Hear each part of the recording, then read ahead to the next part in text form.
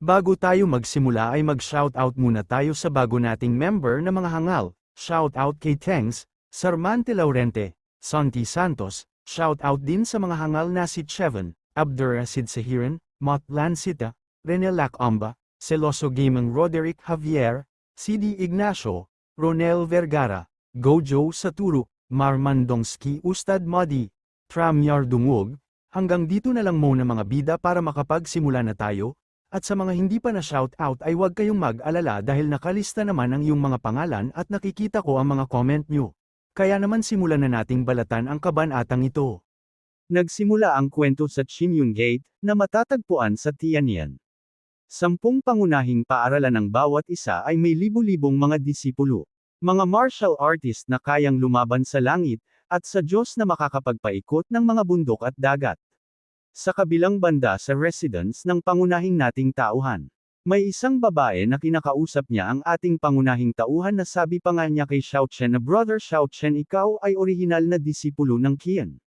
Dagdag pa ng babae na 3 taon lang ang inabot mo para makapasok sa ika-10 ranggo ng langit. Isang hakbang na lang ang layo mula sa Divine Realm, at kinukindi na ang iyong sariling banal na kapangyarihan mula sa Dragon. Nakakalungkot na ang iyong mga meridian ay ganap na nawasak, na walang iniwan na bakas ng tunay na enerhiya. Inalis ni Elder Feng ang posisyon ng core disciple, at naging alipin. Pero kahit anong mangyari, lagi kitang susuportahan at umaasa sa iyong muling paggising balang araw. Ang bida natin nagising ang kamalayan nito na sabi pa nga niya na pupuntahan ko si Elder Feng at hihingi ng hustisya. Ilang sandali pa ay nagkaroon ng isang malakas na tribulation. Kaya naman dahil sa tribulation ay nagising na siya at iminulat niya ang kanyang mata. Nasabi pa nga niya na hindi ako pinatay ng thunder tribulation. Ngunit nagtataka siya na parang may kakaiba na sabi pa nga niya na hindi ito ang aking pisikal na katawan, nakatakas ang isang piraso ng aking natitirang kaluluwa at nadikit sa batang ito. Ilang sandali lang din ay same time siyang nagko-cultivate at naalala niya ang mga nangyayari. Nasabi pa nga niya na ako ang pinakamataas na master ng pangangatawan sa siyam na pinakamataas na nilalang ng langit, si Xiao Chen. Ngunit dahil hindi ko mapaniwalaan ang aking tunay na lakas, kailangan kong pilitin na nakawan ang iba ng kanilang kayamanan, upang makapasok sa isang mas mataas na realm, ngunit sa panahon ng mga pagnanakaw, nakatanggap ako ng palihim na pag-atake ng kataas-taasang emperador at kataas-taasang espada, at napatay ako. Sa kabutihang palad ay malakas ang aking kaluluwa, at isang sinag ng kamalayan ang nakaligtas at umatake sa batang ito na malubhang nasugatan. Nagawa kong maging supremo noon, at tiyak na magagawa ko itong muli, masira ang walang bisa at maging supreme. Supreme Emperor, Supreme Sword, at Li Yunfei, hintayin mo lang ako. Dugo sa dugo ang babayaran ko. Ang mga meridian ng batang ito ay ganap na nawasak at siya ay baldado. Ngunit ito ay angkop para sa akin na magsanay ng Taiko Quenching, sayang naman at sa buhay na ito ay hindi pa rin ako nakakapag-condense. Maya-maya pa ay biglang nagising ang Divine Stone sa katawan niya at nagkaroon ng malakas na liwanag. Nagulat naman siya nang makita niya ito kaya naman hindi agad siya nakapagsalita sa kanyang nakikita. At maya-maya pa ay iniligay niya ito sa kanyang kamay na sabi pa nga niya na ito ba ay isang Divine Stone. Hindi ko inasahan na ang katawan na ito ay ipinanganak na may banal na kakayahan. Dagdag pa niya habang napapangiti na pagpasok ko sa ikalawang antas ng Taiko Quenching, magigising ang Divine Stone. At ang banal na kapangyarihan ay tiyak na mas mataas sa antas ng langit, may potensyal na makalusot sa antas ng langit. Ang Divine Power at Cultivation ay kapareho ng Shentong Xuanhuang 4th Order 16th Grade. Napakakaunti lamang ang ipinanganak na may banal na kapangyarihan ni Danhai. Kapag ang isang taong may banal na kapangyarihan ay lumagpas sa Divine Realm, ay magkakaroon sila ng kontrol sa dalawang magkaibang uri ng banal na kapangyarihan, na parehong napakalakas. Kakaunti lang ang mga taong may ganitong konstitusyon, kahit sa langit ay kakaunti lang ang nakita kong may ganoong kataas na talento. Ang buhay na ito, ako ay nakatadhana na hindi magagapi sa lupa at sa langit, Lu Yunfei, sana mabuhay ka ng maayos. Hintayin mo ako sa langit. Maya-maya pa ay nagkaroon na ng reaksyon ang enerhiya sa loob ng silid. Dahil sa kanyang pagko-cultivate ay dahan-daang umiikot ang enerhiya sa kanya, sinyalas na malapit na siyang makaakyat sa unang antas ng heaven. Maya-maya pa ay nagkaroon na ng reaksyon sa buong niyang katawan. At tuluyan nangga siyang nakarating sa unang antas ng heaven. Kaya naman tuwang-tuwa ang ating bida na sabi pa nga niya na kinailangan ko ng 1 taon sa aking nakaraang buhay upang makapasok sa unang langit. Ang iba ay hindi man lang makapasok dito sa loob ng 3 o kahit 5 taon. Sa hindi inaasahan, ang katawan ng buhay na ito ay may napakalakas na talento. Taiko Quencheng ang kapangyarihan ng unang antas ng heaven ay maihahambing sa kapangyarihan ng ikasampung langit, ito ay kahanga-hanga. Ngunit naabala siya sa kanyang masayang araw dahil may mga hangal sa labas, nasabi pa nga ng mga na Brother Faye, binabati kita sa iyong pagsulong sa inner disciple. Nasabi na lang ng ating bida na may mga tao sa labas. Sinabi ng disciple sa mayabang na bagong inner disciple na ito ang lugar na iyong tirahan at sisanayin sa hinaharap. Nakangiti namang sumagot ang mayabang na hangal na hindi ba ito ang lugar kung saan nakatira si Brother Xiao Chen. Natatawang sinabi ng hangal na disciple na anong Brother Xiao Chen. Natatakot ako na kailangan kanyang tawaging guru ngayon. 1 taon ka nang nag-iisa, kaya normal na hindi mo malalaman. Agad namang sinabi ng hangal na sabihin sa kanya ang lahat, ipinaliwanag naman ng hangal na disciple na si Xiao Chen ay binalak laban sa iba, at nawala ang kanyang cultivation. Inalis din siya sa kanyang posisyon bilang isang pangunahing disipulo, at ginawang alipin. Natuwa naman ang hangal sa kanyang narinig kaya naman sinabi niya na hindi ko inaasahan na ganito ang mangyayari sa kanya.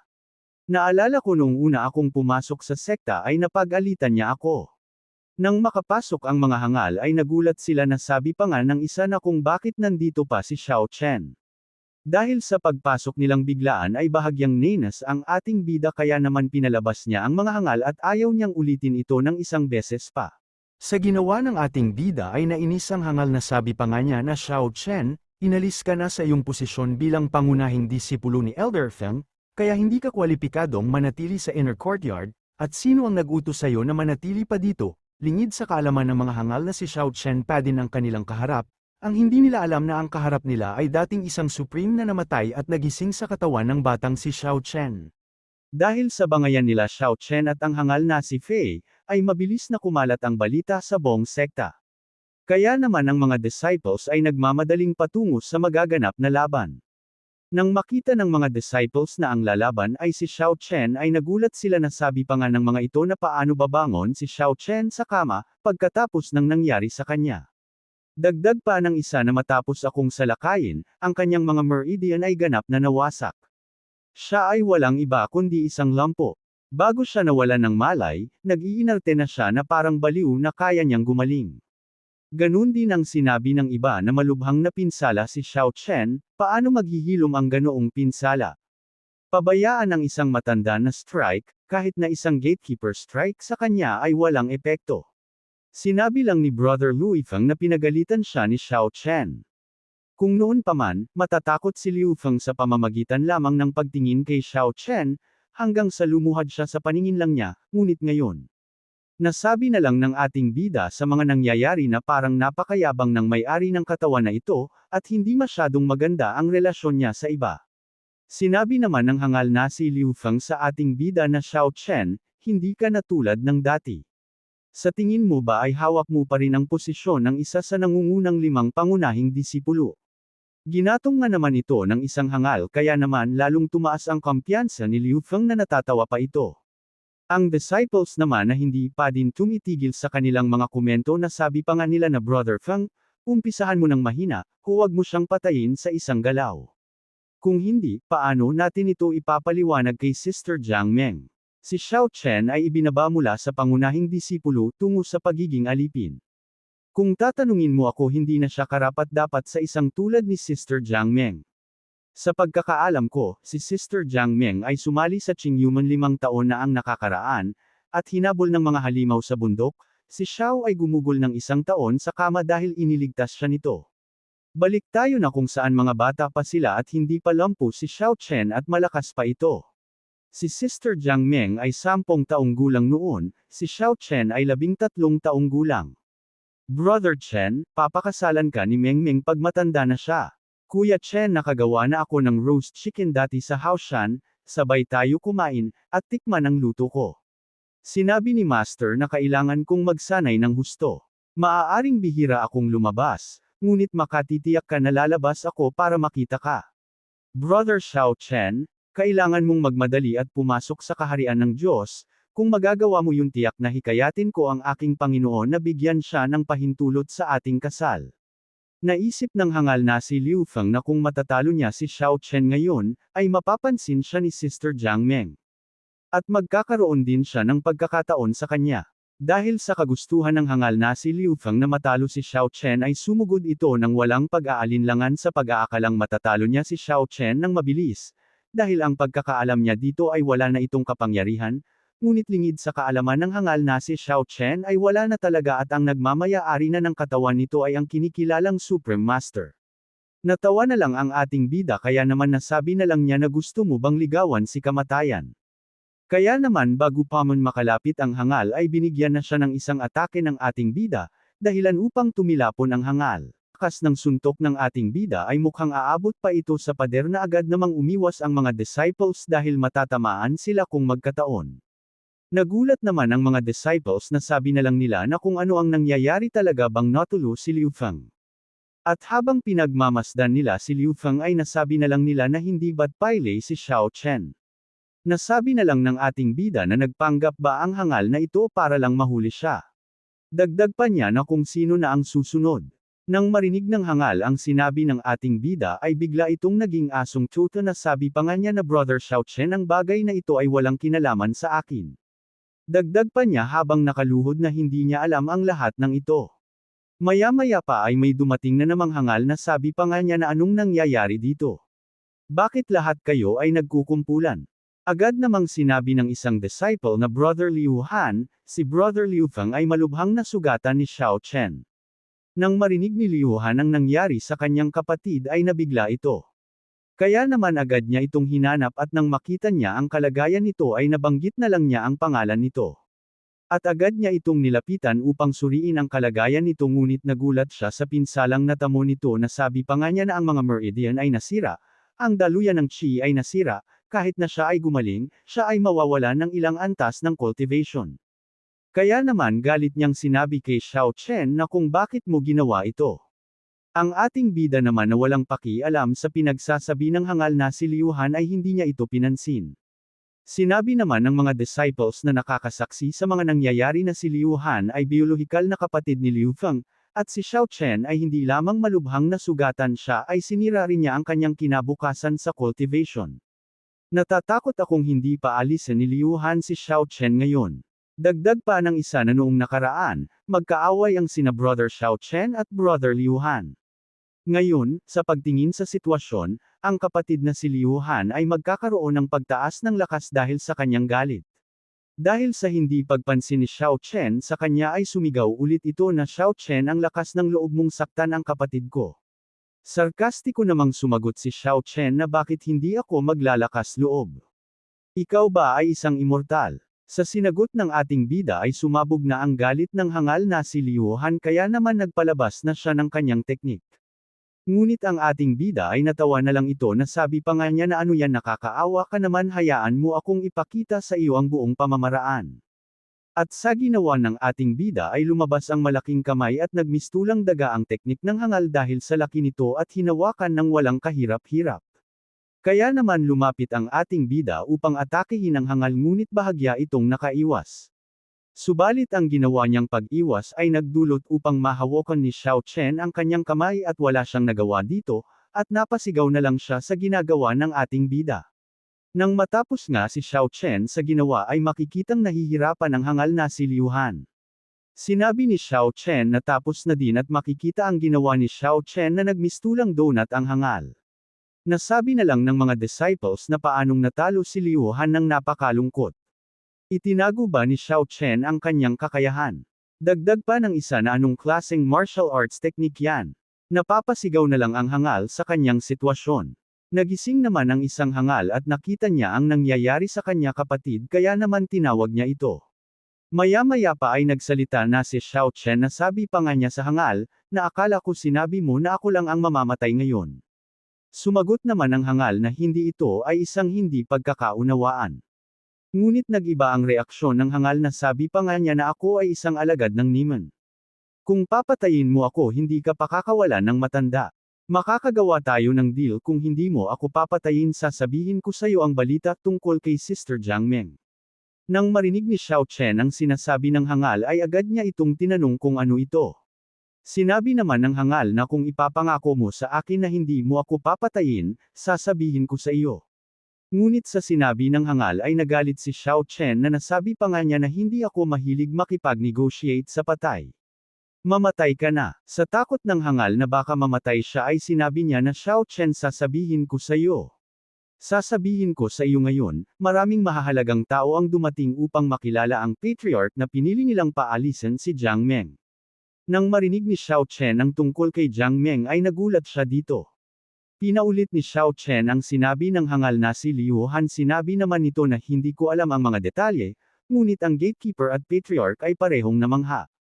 Sinabi ni Xiao Chen sa hangal na pakakawalan kita sa pagkakataong ito. Ilang sandali lang din ay agad na umalis si Xiao Chen upang magtungo kay Jiang Meng. Habang patungo siya kay Jiang Meng ay sinabi niya sa may-ari ng katawan niya na tila may ilang mga lihim na bumabalot sa iyong nakababatang kapatid na babae, ngunit maaari kang makatiyak na hinding-hindi ko hahayaang may mangyari sa kanya, isinusumpa ko ito sa aking buhay. Ngunit bahagya siyang natigilan nang marinig niya ang boses ng may-ari ng katawan niya. Nasabi pa nga nito na ano itong maitim na gas. Sinabi naman niya na nawala na ba ang huling bahagi ng kanyang kaluluwa. Makakaasa ka na mula ngayon, ako ay ikaw, at ikaw ay ako. Ang hangal naman na si Liu Han ay sinabi niya kay Xiao Chen na hindi kita kayang patayin, pero kaya nila. Kahit gaano kakalakas sa pisikal, hindi mo matatalo ang isang taong kayang kontrolin ang espiritual na chi. Sa kabilang banda naman sa Qinyun Hall ay may nagaganap na pagpupulong ang mga nilalang dahil gusto ng mga sect master na kunin si Jiang Meng dahil sa talento nito. Dahil sa inip ng isang nilalang ay nagsalita ito na sabi pa nga niya na Duan Siliang, bakit hindi pa dinadala si Jiang Meng dito? Sinabi naman ni Master Duan Siliang na paumanhin at mangyaring maghinti lang ng sandali, dahil malapit nang dumating si Jiang Meng.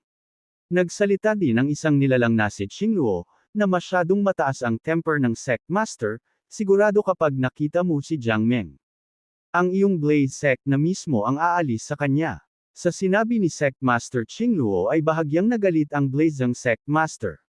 Dagdag pa ni Sect Master na ang paraan ng double cultivation sa Mystery Wali, ay ang tamang landas na minana mula pa noong unang panahon. Ang pag-ibig ay sagrado ang panuntunan sa pagitan ng langit at lupa. Itong Blazing Sect Master ay naghahanap ba ng away? Sa mga sinabi ni Sect Master Qingluo ay sumabog ang galit ng Blazing Sect Master. Nasabi pa nga niya na sa tingin mo ba ay natatakot ako sa iyo Qingluo. Maya-maya pa ay hindi na napigilan ng dalawang nilalang ang kani-kanilang sarili kaya naman bigla itong nagpalabas ng kani-kanilang gangchi sinyalas na handa sila sa anumang laban. Ngunit bago pa man nila ituloy ang kanilang binabalak ay may isa pang nilalang ang pumihil sa kanila na nagpalabas ng matinding pressure. Kaya naman nagulat ang sect master na si Qingluo dahil ang nilabas na pressure ng nilalang ay alam niyang hindi niya kakayanin.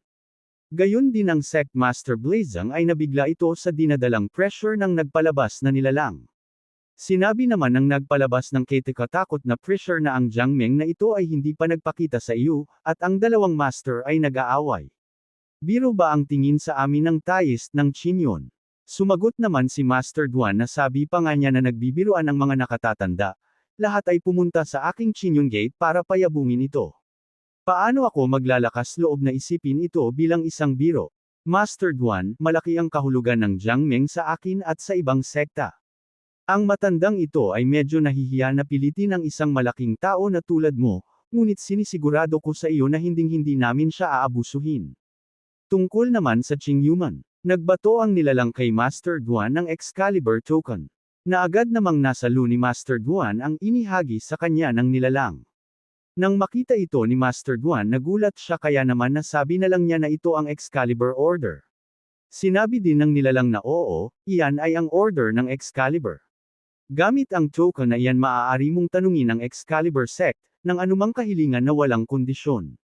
Bilang kapalit ay kinukuha namin si Jiang Meng bilang kabayaran. Maya-maya pa ay natatanaw na ni Xiao Chen ang Qinyun Hall na kung saan nagaganap ang pagpupulong ng mga sect master.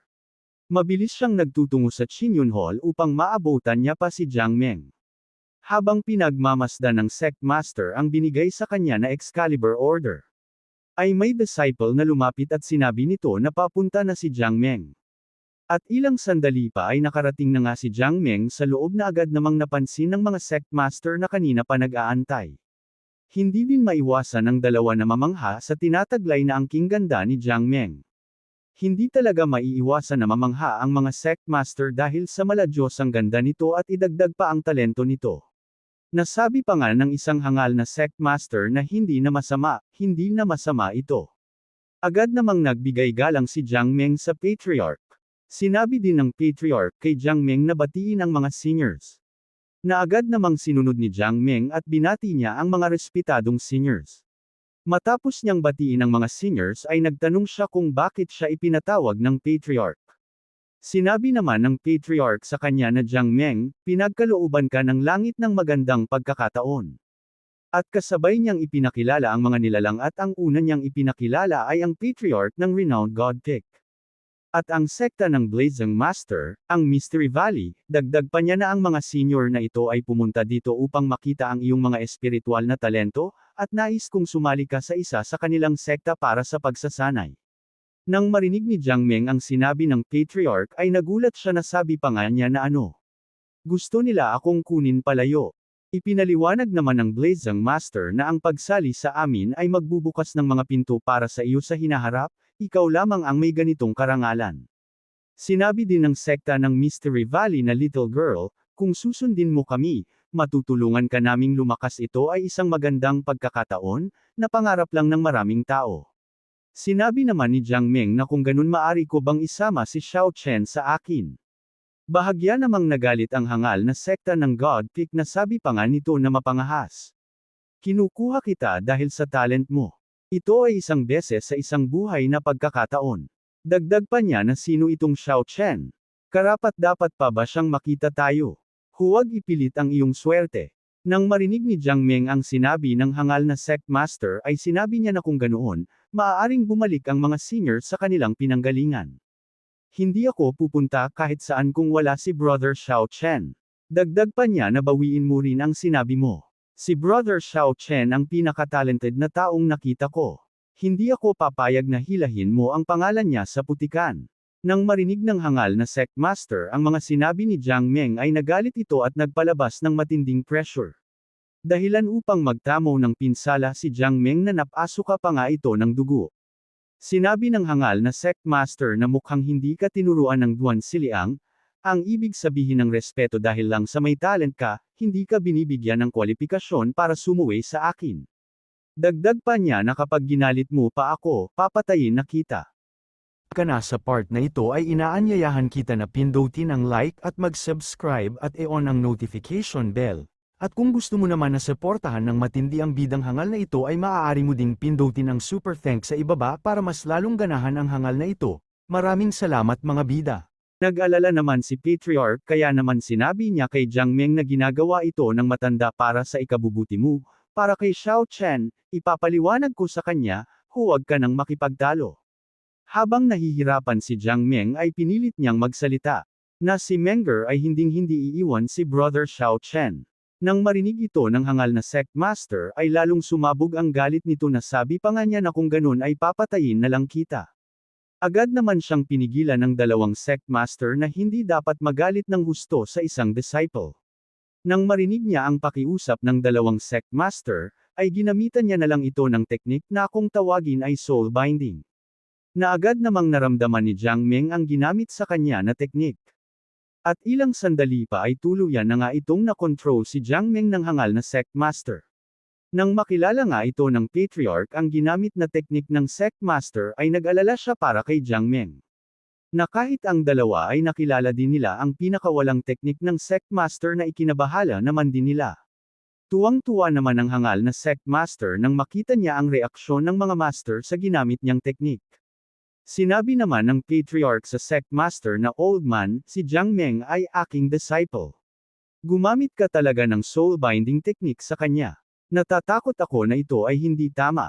Dagdag pa niya na ang soul binding technique ay maaaring magdulot ng malaking pinsala sa katawan ng tao, at maaari pang sirain ang kanilang consciousness, na ginagawa silang tanga habang buhay.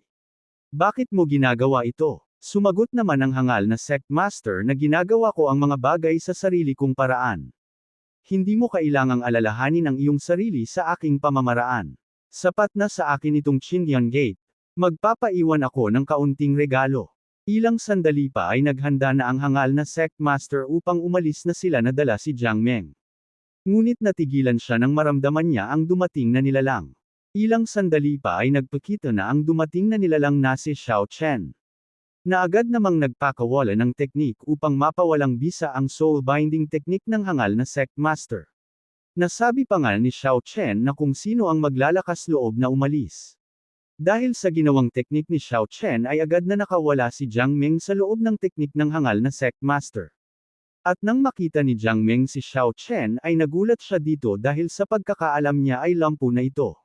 Maya-maya pa ay masayang binabanggit ni Jiang Meng ang pangalan ni Xiao Chen habang tumatakbo ito palapit kay Xiao Chen. Ngunit lingid sa kaalaman ni Jiang Meng na si Xiao Chen ay talagang naglaho na at ang Xiao Chen na kilala niya ngayon ay ang nilalang na Heaven's Emperor na dalubhasa sa Chi Technique. Gayunpaman kagaya nga ng ipinangako ng Heaven's Emperor na si Xiao Chen at ang Emperor ay iisa na sa pagkakataong ito at nangako siya na paprotektahan niya si Jiang Meng. Habang nakayakap si Jiang Meng sa kanyang brother Xiao Chen ay sinabi niya na sa wakas ay nagising ka na. Laking pagtataka naman ng hangal na sect master na sabi pa nga niya na nasira ang soul binding technique ko sa isang idlap, dagdag pa niya na sino ba itong batang ito. Na kahit ang dalawang sect master ay nagtataka din na sabi pa nga nila na kapag ang soul binding ay naitanim na, halos imposibleng pigilan o masira ito, maliban na lang kung ang caster ang naglalabas ng technique mismo. Ang isang panloob na puwersa ay ginagamit upang labagin ito. Maaari itong magdulot ng pinsala sa pag-iisip, ngunit siya ay mukhang maayos. Nang makita ni Patriarch si Xiao Chen ay hindi niya maiwasan na magtaka na sabi pa nga niya na hindi ba siya ay nasa kanyang higaan ng kamatayan. Mukha namang okay siya sa akin. Umiiyak namang sinabi ni Jiang Meng na Brother Xiao Chen alam kong magiging maayos ka. Sa isip-isip naman ni Xiao Chen na mukhang may malaking sikreto ang babaeng ito. Nenas naman ang hangal na patriarch sa ating bida na sabi pa nga niya na Xiao Chen, ang bastos mo. Alam mo ba na ang dalawa sa harap mo ay parehong Panginoon ng God Realm, at ang mga nauna sa makapangyarihang sekta? Galit namang sumagot si Xiao Chen na sabi pa nga niya na mga nauna. Gamit ang soul binding technique sa isang bata, ito ba ay isang bagay na gagawin ng hinalinhan ng isang kilalang sekta? Sa mga narinig ni Jiang Meng kay Xiao Chen ay bahagya siyang nagulat dito. Mayabang namang sinabi ng hangal na sect master na bata, dahil lang sa isa kang disipulo ng gate ng Chindian ay nagpapakita ako sa iyo ng kaunting awa. Kung hindi, natatakot ako na baka ilang beses ka nang mamatay. Sarkastiko namang sumagot si Xiao Chen na matandang hangal, kitang-kita mong sinira ko ang pagkakagapos ng iyong kaluluwa, at ngayon ay naghahanap ka na lang ng dahilan para maiwasan ang gulo. Akala mo ba maloloko mo ako sa mga ganyang salita? Sumabog naman sa galit ang hangal na sect master sa mga pang-osor ni Xiao Chen kaya naman nagpalabas ito ng matinding aura. At ilang sandali pa ay naghanda na ito ng isang atake upang paslangin si Xiao Chen. Maya-maya pa ay tuluyan na nga itong natapos sa kanyang paghahanda. Sa isip-isip pa nga niya na people ayan ko ang iyong cultivation. At pagkatapos ay ibalik ka sa aking sekta. At pahirapan ka hanggang sa ibunyag mo kung paano mo ito ginawa. Pinigilan naman siya ni Patriarch na old man, si Xiao Chen ay nasa pisikal na estado lamang. Ang ginagawa mo ay papatayin siya. Sinabi naman ng hangal na makatitiyak na ang matandang ito ay hindi na siya halos bubuhayin. Matapos niyang sabihin kay Patriarch ang mga katagang hindi niya nabubuhayin si Xiao Chen ay pinakawalan niya na ang kanyang atake. Nagalit naman si Patriarch sa gagawin niya kay Xiao Chen kaya naman nagpalabas din siya ng aura upang salagin ang atake. Ngunit pinigilan siya ng dalawang sect master na Duan Sili ang mag-isip bago ka kumilos ang matandang lalaking ito ay mas malakas kaysa sa atin idagdag pa ang background nito. Wala na lang siyang nagawa ng mapagtanto niya ang sinabi ng dalawang sect master sa kanya. Kaya naman malungkot niyang binanggit ang pangalan ni Xiao Chen. Ngunit ang ating bida ay hindi man lang ito nagpakita ng takot sa gagawing atake ng hangal na matandang sect master. Sa lakas ng atake ay tumagos pa ito sa labas ng hall. Na kahit ang mga disciples na nasa baba ay nagulat sa malakas na pagsabog. At nagtataka sila kung ano ang nangyayari sa loob, nagkaroon ba ng pag-atake ng kalaban. Sarkastiko namang sinabi ni Xiao Chen na masyado kap ang mahina. Dagdag pa niya na hanggang dito lang ba ang kaya ng sect master. Sa isip-isip pa niya na ang Taiko quenching technique ay mas makapangyarihan kaysa sa dati kong buhay. Napakahina ba nitong kontinente na hindi man lang nila masira ang depensa ko? Mayabang namang sinabi ng matanda na wag masyadong maangas bata, at kasabay ang pagpapakawala ng atake.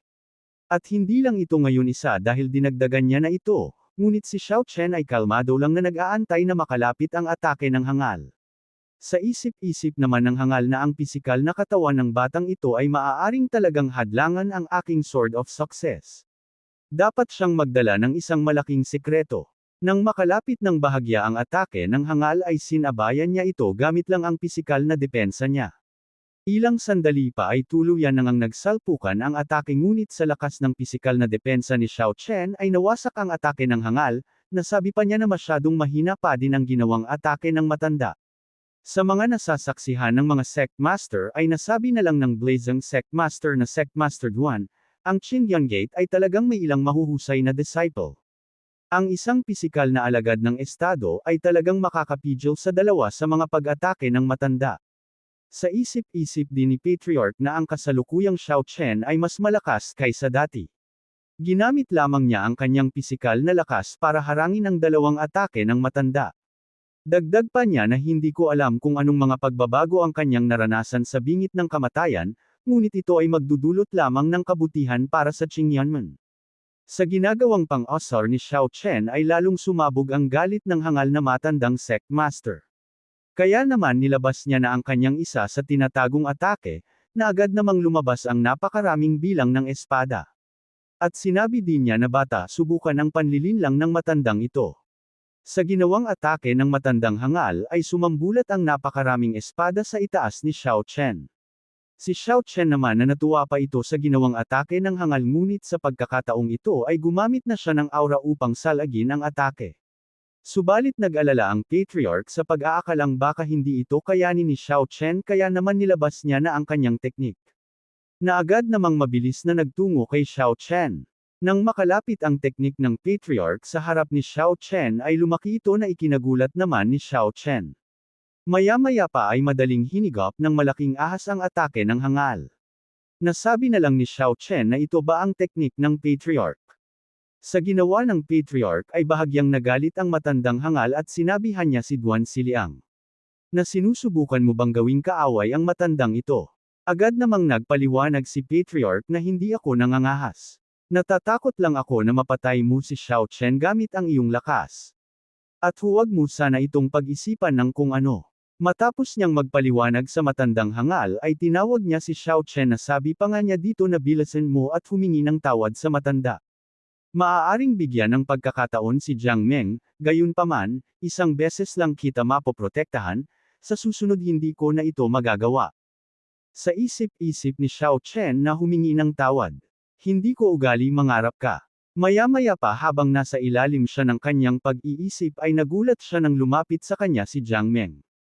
Kaya naman sinabi ni Xiao Chen na makatitiyak ka na hindi ka nila aalisin. Matapos niyang magsalita ay hinawakan ni Xiao Chen ang kamay ni Jiang Meng upang maghanda itong umalis. Maya-maya pa makalipas ang ilang sandali ay walang ano-anong umalis sina Xiao Chen na ikinagalit naman ni Patriarch. Lalong-lalo na ang hangal na sect master na sabi pa nga niya na huminto ang dalawa. Dagdag pa niya na mukhang hindi niya makukuha si Jiang Meng kahit nagustuhin man niya ito ngayon. Maya-maya pa ay may nagsalita mula sa itaas na sabi pa nga nito na ang mga langgam na ito ay nangangahas na pag-imbutan ang mga tao ng pamilyang Jiang. Napatingin naman sina Xiao Chen sa nagsalitang nilalang. Na kahit ang hangal na matanda ay nagulat sa paglabas ng nilalang mula sa itaas na sabi pa nga niya na kung sino ang nilalang na lumabas. Kahit ang mga sect master ay nagtataka kung sino ang nilalang na ito. Maya-maya pa ay nagpakawala ito ng malakas na atake. Na patungo sa matandang hangal na ikinabigla naman niya. Sa bilis ng atake ay hindi niya na ito naiwasan kaya naman nilamon siya ng atake at unti-unting naglalaho. Maya-maya pa ay tuluyan na nga itong naglaho sa lakas ng ginawang atake ng nilalang. Napangiti naman si Xiao Chen nang masaksihan niya ang ginawa ng nilalang na sabi pa nga niya na hindi na masama ito. Ngunit ang tatlong mga sect master ay hindi maiwasan na mabigla sa kanilang nasaksihan dahil sa isang idlap ay naging alikabok ang hangal na matanda. Maliban dyan ay may lumabas pang isang nilalang na sabi pa nga nito na Shimei, ito ang tunay na kalikasan ng martial world. Sinabi din ng nilalang na manipis ang aura dito, at ang pinakamalakas na tao sa gate ng Qingyan ay isang maliit na realm ng god. Maya-maya pa ay pinitik niya ang kanyang daliri at lumabas dito ang malakas na enerhiya. Sinabi din niya na masyadong maingat si Master at talagang pinapante ka pa niya rito. At ang aura ay mabilis namang kumalat sa buong sekta at dahilan upang makaramdam ng pagkaantok ang mga disciple sa buong sekta. Sumagot naman ang babaeng nilalang na huwag maliitin ang Xinwu realm. Ito ang domain ng Tianyuan, hindi ito kabilang sa pinakamahina na mga domain ng martial arts. Bukod sa mababa ang tingin mo sa Xinwu realm, pero hindi ka ba natatakot kay Emperor Xinwu? Mayabang namang sinabi ng lalaking nilalang na paano ang Emperador Xinwu. Half-step supreme lang siya. Sa harap ni Master, siya ay walang iba kundi isang langgam. Sinabi na lang ng nilalang na babae na yung kay abangan mo na yan, ay papatayin ka sa mga susunod na araw o mamaya. Sa sinabi ng babae ay sinabi ng nilalang na lalaki na sa tingin mo ba, ang isang tao sa domain na ito ay sapat na makapangyarihan para patayin ako. Nagalit naman ang babae sa mga sinasabing kay abangan nito kaya naman sinabihan niya ito na huwag kalimutan upang makarating sa kaharian na ito, ang ating cultivation ay napigilan sa God's realm.